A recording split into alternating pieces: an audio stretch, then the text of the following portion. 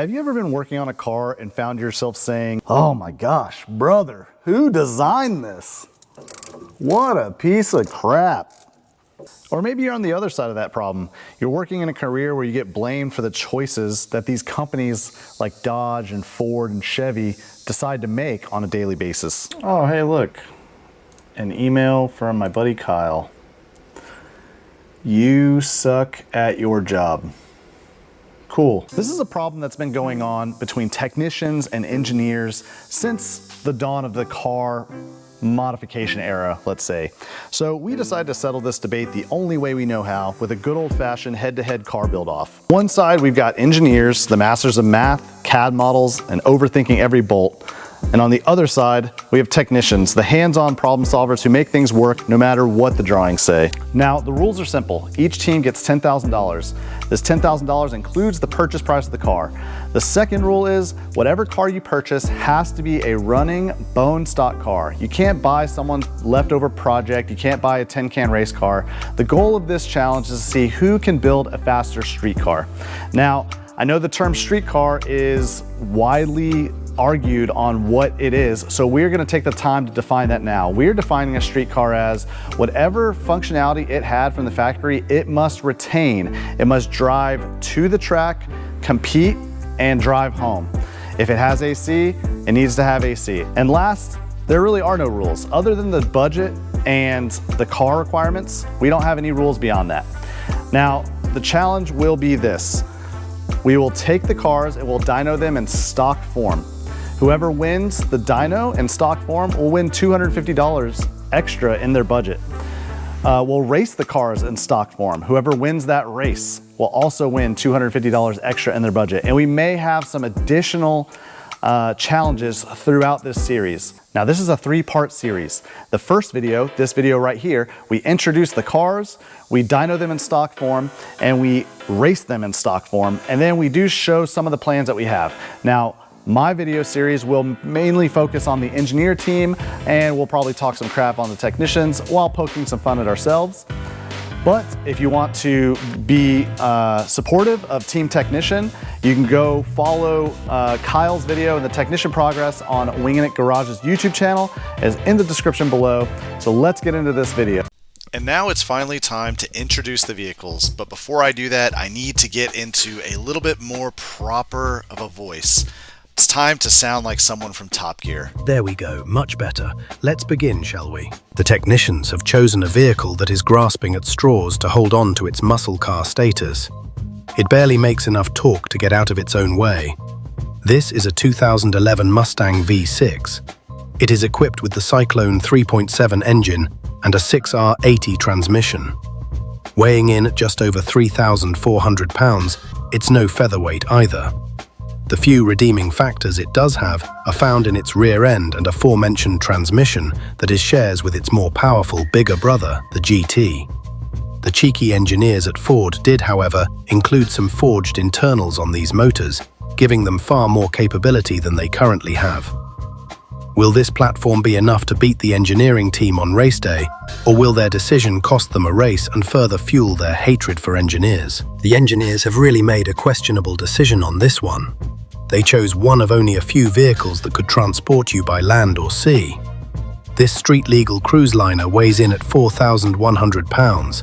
However, it does have something the Mustang doesn't: 2 extra cylinders.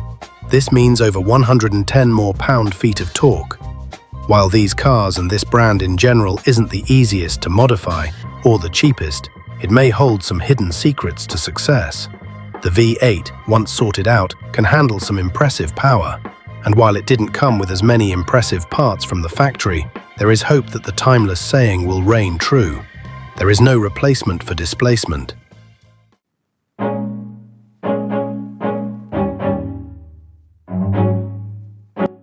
All right, we're out here with a bone stock 2007 Charger RT 5.7 liter Hemi, and we're gonna see what this thing runs completely stock. Now keep in mind, this thing is literally almost 20 years old, 96,000 miles, and again, bone stock. We bought this thing for $3,000, and to show you how much we have not driven it, there's still pine tags on it for being parked in my driveway.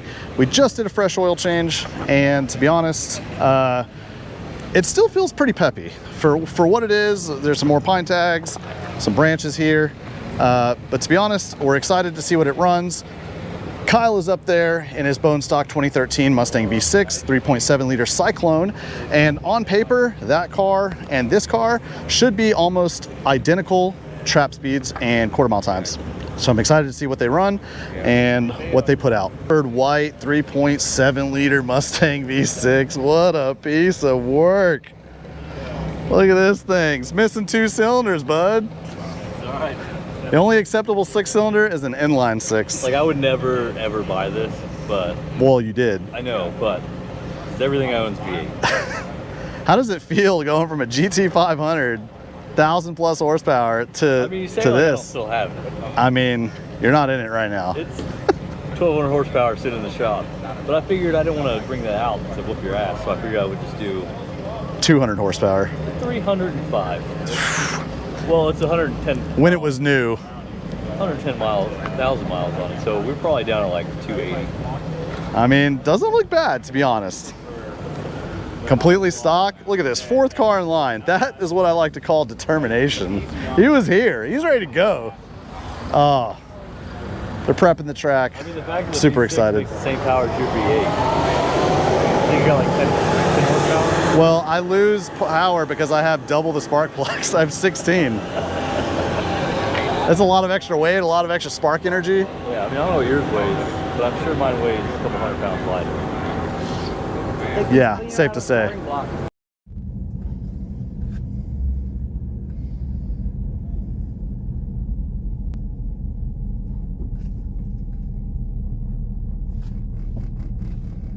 I believe if I'm counting correctly, this would be a 5th generation Dodge Charger on the tower side.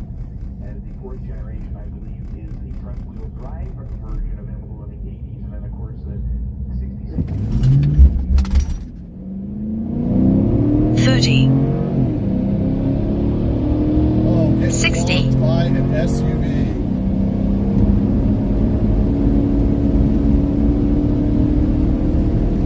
quarter mile, Oh man, so pathetic.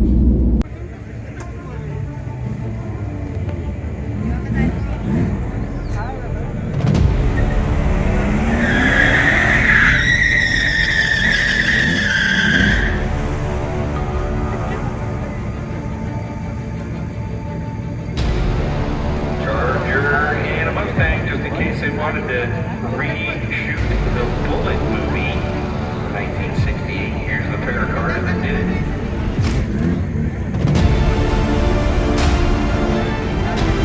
Gonna come out to a racer, ladies. Right down your bars.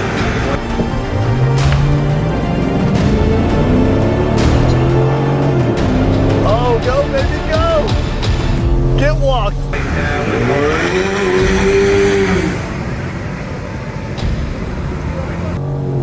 No!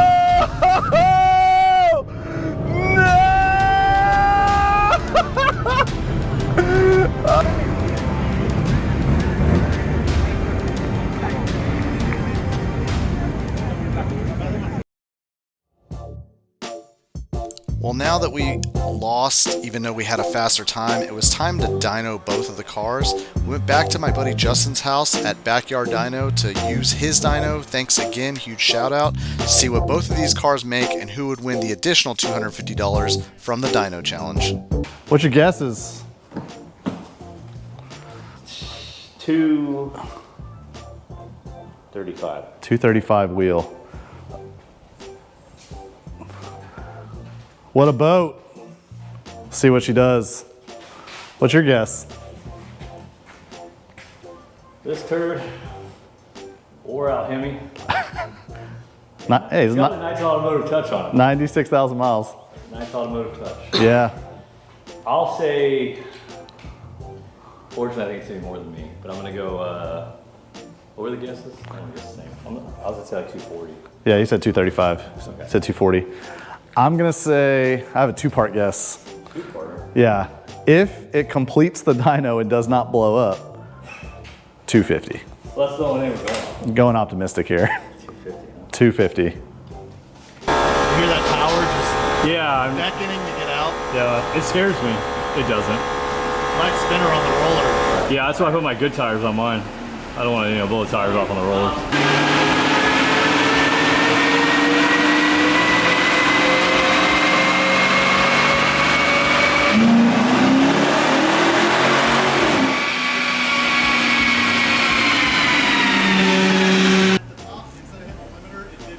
Yeah, that's right.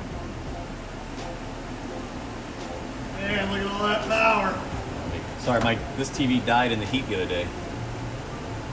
272. Okay, so it kind of matches what the stick shifts are doing. I was not expecting that. No, but that's what like stock stick shift cars do. So that just means the transmissions don't suck. That's all. Yeah. Yeah. We can try one in third. Yeah, I was not expecting that much. No, I was expecting. I was expecting about 30, 40 less than a stick shift. So that's really good. What are the guesses on the two-cylinder down Mustang?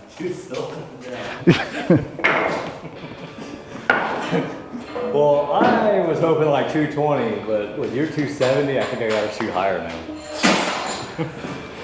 I'd be surprised if that first number is not a 1. That's kind of where I was at.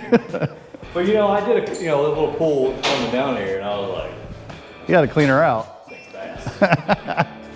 Is it misfired? 240. 240.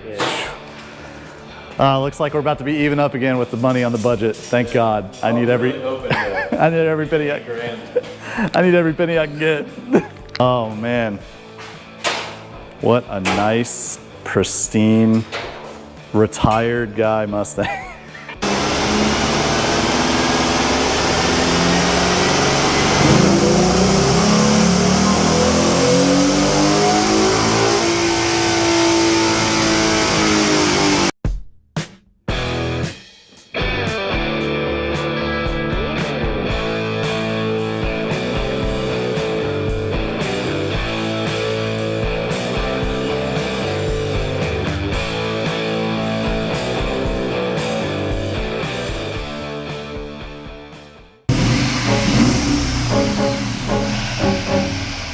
Oh, doesn't sound the best.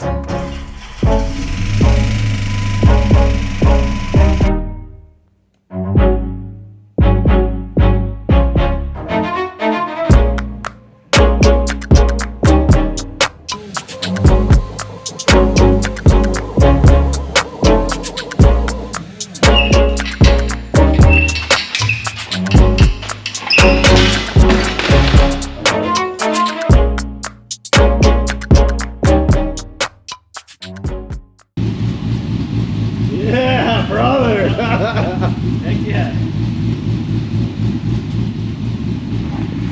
Amen.